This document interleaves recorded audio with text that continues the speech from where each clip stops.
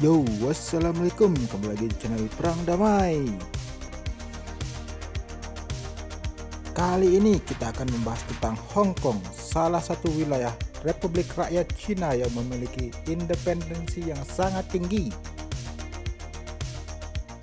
Hong Kong memiliki sejumlah perbedaan dengan kawasan Cina daratan lainnya. Hal itu karena budaya barat begitu banyak merasuk ke kawasan ini. Tak lain karena Hong Kong pernah menjadi koloninya. Masih ingat dengan demo besar berjilid-jilid beberapa tahun silam? Ini beberapa gambarannya bagaimana penduduk Hong Kong begitu kuat membela hak-hak yang mereka yakini. Tahun 2021 ini tercatat 123.000 hingga 153.000 warga Hong Kong akan pindah ke Inggris sebagai tindakan anti-rezim komunis.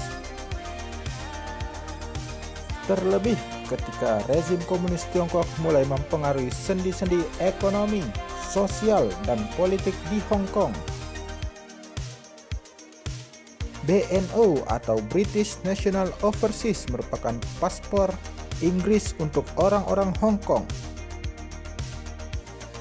Tercatat 5,4 juta hingga 7,5 juta warga Hong Kong berhak memiliki paspor BNO. Dengannya mereka memiliki hak masuk, tinggal hingga bekerja di Inggris. Mereka juga berhak benar-benar pindah ke warganegaraan Inggris cukup setelah 5 tahun tinggal di sana. Disebutkan untuk 5 tahun pertama ada 258.000 dan 322.400 orang akan pindah ke Inggris.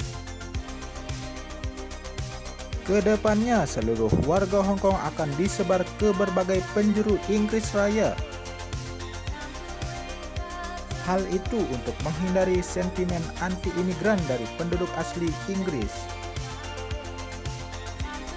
Mengapa Inggris mau menerima warga Hong Kong? Karena mereka terikat secara historis.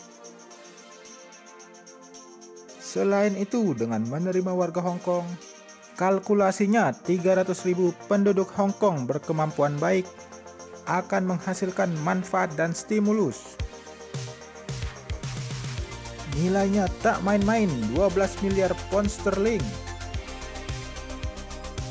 Pantes aja Inggris mau nerima.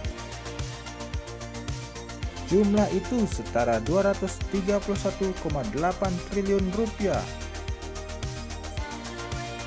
Untung banyak nih Inggris. Secara orang-orang Hong Kong dikenal akan etos kerjanya. Angka ini akan jauh lebih besar ketika 1 juta warga Hong Kong pindah ke Inggris. Negara Ratu Elizabeth itu bisa memperoleh manfaat produktivitas ekonomi hingga 40 miliar pound sterling, setara 772 triliun rupiah. Hong Kong memang bagian dari Cina, namun dari segi ekonomi, kebudayaan, sosial, politik, hingga pemikiran mereka sepenuhnya berbeda. Banyak warga Hong Kong yang mengidam-idamkan kemerdekaan sesungguhnya.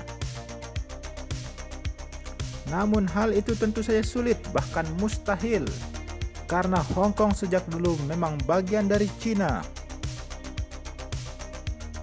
Hanya yang jajah aja beda ya, jadinya budayanya semua berbeda juga sampai kesini-kesini.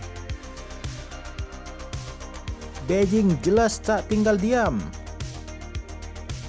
Mereka merencanakan penyatuan seutuhnya lebih cepat dari konsensi awal yang disepakati. Salah satu langkahnya membangun sekitar 1 juta rumah di dekat perbatasan kedua wilayah. Biar makin akrab gitu. Kepala Eksekutif Hong Kong, Carrie Lam, telah mengumumkan hal itu. Dalam pidato kebijakan tahunan kelima sekaligus terakhir masa jabatannya, ia mengatakan, pembelaannya terhadap Undang-Undang Keamanan Nasional. Undang-undang yang banyak ditakuti oleh warga Hong Kong akan membuat mereka benar-benar terintegrasi dengan China. Ibu Carrie Lim ini menekankan perlunya warga Hong Kong ditingkatkan kebanggaan dan kesetiaannya terhadap China yang komunis. Metropolis utara baru itu akan mencakup sekitar 300 km persegi kawasan di dekat perbatasan. Dihajatkan sebagai pusat informasi dan teknologi internasional. Di dalamnya akan mencakup hingga 926.000 apartemen, juga jalur-jalur kereta api baru. Data sensus penduduk Juni 2021 menunjukkan populasi penduduk Hong Kong berkurang 1,2% dari tahun sebelumnya. Hal itu seiring eksodus besar-besaran ke Inggris sebagai bentuk ketidaksukaan atas berbagai kebijakan Hong Kong yang pro-Beijing. Sekian dulu dari kita untuk episode kali ini. Wassalam.